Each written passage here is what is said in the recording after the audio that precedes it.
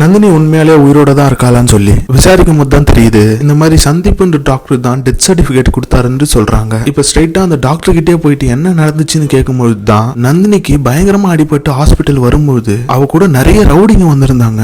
அவங்க கிட்ட இருந்து அவளை காப்பாத்தணும்ன்றதுக்காக தான் ஃபேக்கான ஒரு டெத் சர்டிபிகேட் ரெடி பண்ணி கொடுத்தேன் அப்படின்னு சொல்றாரு. இதே ஹாஸ்பிட்டல்ல தான் இருக்கா, நீ வேணா பாக்குறியா அப்படின்னு சொல்லி கேக்குறாரு. இப்ப நம்ம ஹீரோவும் நந்தினியை பார்க்க போலான்னு சொல்லிட்டு நினைக்கிறான். அவகிட்ட போய் நான் என்னன்னு சொல்லி பேச ஆரம்பிக்கிறது. அவ டைரியை படிச்சுட்டு உன்னை நான் லவ் பண்றேன்னு சொன்னா என்ன நினைப்பான்னு தெரியலையேன்னு சொல்லிட்டு அங்க இருந்து நந்தினி கிட்ட பேசாமலே வந்துடுறான். சரி, நந்தினியோட ஆசைப்படி அந்த பார்சலை வெங்கடராவ் கிட்ட போய் சேர்த்துடலான்னு பார்த்தா அவர் எப்பயோ இறந்து போயிட்டாருன்னு சொல்றாங்க. ஆக்சுவலா ஒரு ஆசிரமத்தை இடிச்சுட்டு அங்க பெரிய பில்டிங் கட்டலாம்னு சொல்லிட்டு ஒரு செல்வாக்கான ஆளு பிளான் பண்ணிருப்பாரு. அந்த ஆசிரமத்தை எரிச்சிருப்பாரு. அந்த ஆசிரமத்துக்குள்ள 6 குழந்தைங்க இறந்து போயிருப்பாங்க. அதுக்கான சாட்சி தான் அந்த பார்சலுக்குள்ள இருக்கும். நம்ம ஹீரோவும் அந்த பார்சலை கோர்ட்லயே சப்மிட் பண்றான். அந்த செல்வாக்கு நிறைஞ்ச ஆளையும் கூட இந்த ரவுடிங்களையும் கைது பண்ண வச்சிருப்பான். இப்ப 6 மாசம் கழிச்சு நந்தினியும் கியூர் ஆகி வெளியே வந்துட்டா. அப்பதான் நம்ம ஹீரோவை பத்தி கொஞ்சம் கொஞ்சமா அவகிட்ட எல்லாரும் சொல்ல ஆரம்பிக்கிறாங்க. இவ என்னெல்லாம் ஆசைப்பட்டு செய்யணும்னு நினைச்சாலோ அத ஆல்ரெடி நம்ம ஹீரோ பண்ணிட்டாருன்றது தெரிஞ்சு இதனால அவனை நந்தினி பார்க்கணும்னு ஆசைப்படுறா. ஆனா ஹீரோ கூட இருக்க ஃப்ரெண்டை தான் பார்க்க முடியுது.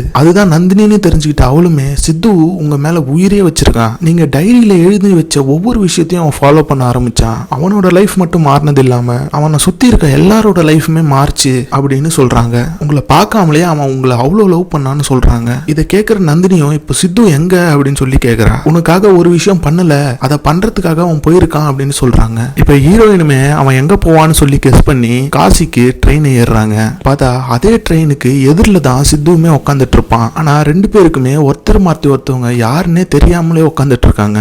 அப்ப மசாலா பூரி ஒருத்தன் எடுத்துட்டு வரான். ஆக்சுவலா நந்தினிக்கு மசாலா பூரிய ஒரு டைப் ஆஃப் சாப்பிட்டா தான் பிடிக்கும். இந்த டைரியிலுமே அவ எழுதியிருப்பா. இப்ப இவனும் அந்த காரப்பொரிய இவளுக்கு பிடிச்ச மாதிரி அந்த ஸ்டைல்லயே செய்ய சொல்றான். இதை பாக்குற நந்தினிக்கு இவன் தான் சித்து அப்படின்னு சொல்லி தெரிய வருது. கடைசியா சுகர் கொஞ்சம் ஆட் பண்ணுவா. அதை பாக்குற சித்துக்கு இவ தான் நந்தினின்னு சொல்லி தெரிய வருது.